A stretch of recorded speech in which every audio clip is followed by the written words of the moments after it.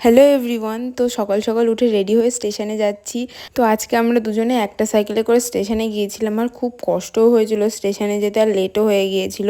তারপরে কলেজে গিয়ে আমি মার্কশিটটা নিয়ে নিলাম। আর আসার সময় ঠিক এতটা মেঘ করেছিল আর বৃষ্টিও চলে এসেছিল, বেশ ওয়েদারটা দারুণ হয়ে গিয়েছিল। তো বাড়ি এসে দেখলাম এই দুটো হনুমান এসেছে, তারপরে এই তিনটে হনুমানও চলে এসেছে আমাকে জ্বালানোর জন্য। আর এইখানে সাথী রাগ করে আছে কারণ ওকে আমার সুমনার মাঝখানে বসতে দেওয়া হয়নি, ওই জন্য। তারপরে আমরা খাবার দাবার খেলাম, খাওয়ার পরে আমরা মুভি দেখছিলাম সাইয়ারা। আর সাইয়ারা মুভি দেখে শুধু টুলু বাদে আমরা তিনজনই নাকের জল চোখের জল করেছি। সুমনা তো প্রথমবার দেখেছে, তো বেশি কান্নাকাটি করেছে। তো তারপর এদের ফরমাইশ ছিল যে এরা চা খাবে, তো যথারীতি দুধ কিনতে চলে গিয়েছিলাম। আর এখানে রাস্তা থেকে 20 টাকা পেয়েছিল টুলু, তো ওই 20 টাকার একটা 7 আপ কিনেছিল। তারপরে বাড়ি এসে কেক টেক কাটলাম।